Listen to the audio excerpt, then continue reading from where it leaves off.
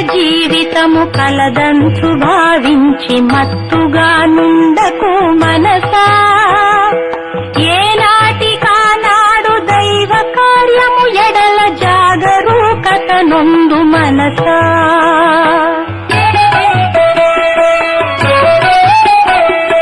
శివ శివాయనుచును శివ మంత్రమును నీవు స్మరణ చేయుము ఓయి మనసా.